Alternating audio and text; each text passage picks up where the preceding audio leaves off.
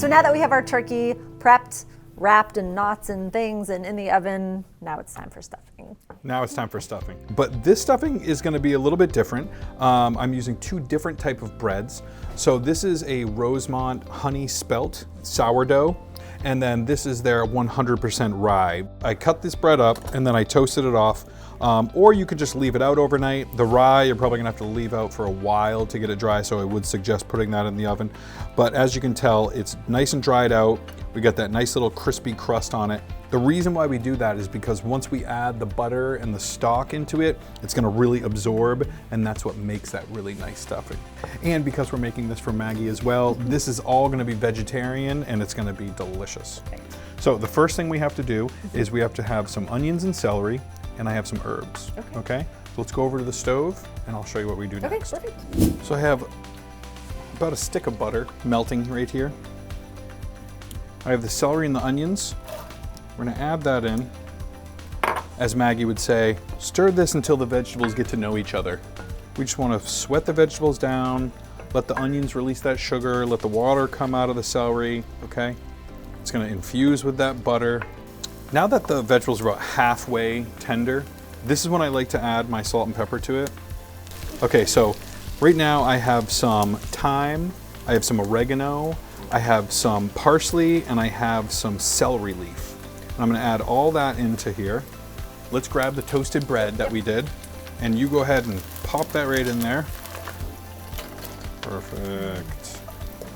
So we toasted that bread, and now look, it's absorbing all of that residual butter, the moisture from the onions. So good.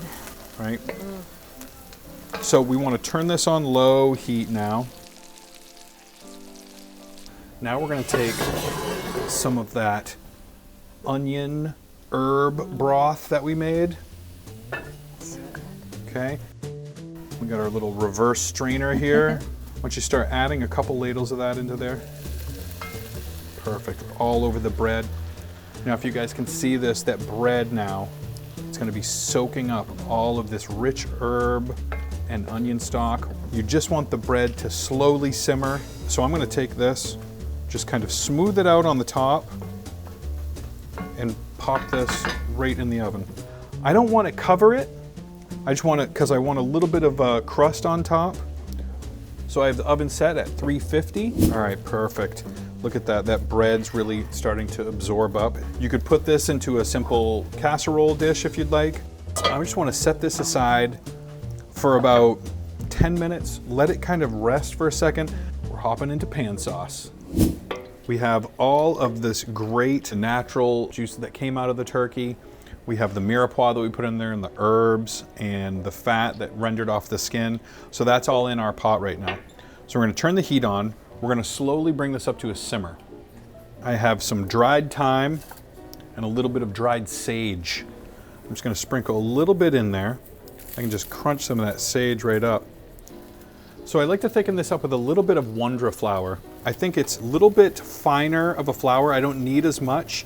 And it also adds a great thickening agent because it has a little bit of like that, almost like gelatin into it. So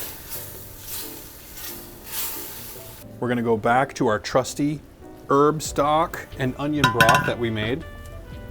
I'm gonna ladle some of that in there right now. So not only do we have the incredible turkey flavor, but now we're getting this rich onion herb stock broth in there.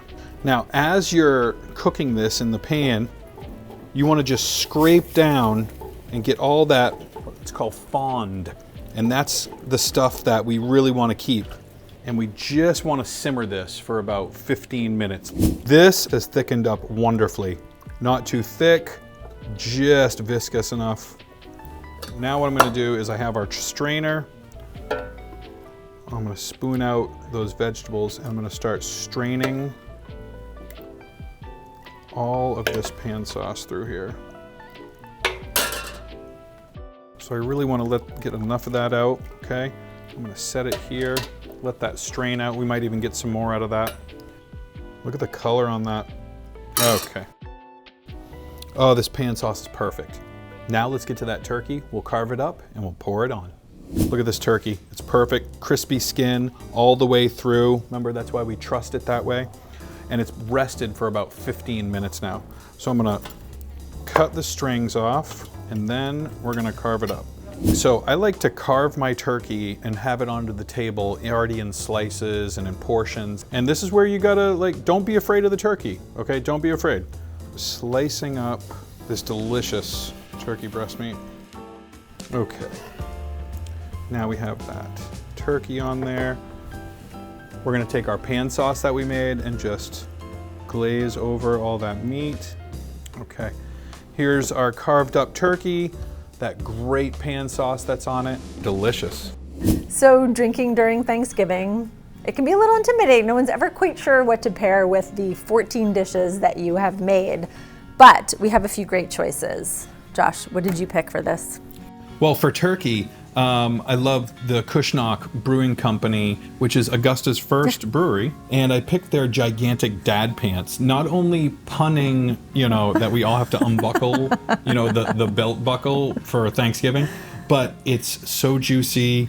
It's got some really great smooth finish, even though it's got a bold flavor to it, and the richness of the turkey pan sauce and everything, it matches. I think it's just like I love it. match, I love perfect it. match. And as far as wine, Kat from Sopo Wine always likes having a white and a red on her holiday table, and I totally agree with her. This dry Riesling, it's a French winemaker upstate New York, and they're really good at getting the fruits of the Riesling without making it super sweet. So that's gonna pretty much carry you through the entire meal from apps to finish. Oh. Now you don't want a red that's gonna be really heavy with all of the big food that you have. So this is a beautiful red that has a lot of the earth and spice and flavor without the big full-bodied texture. Both of these choices are distributed through Sopo Wine Co, and they're available at independent wine stores all throughout the state.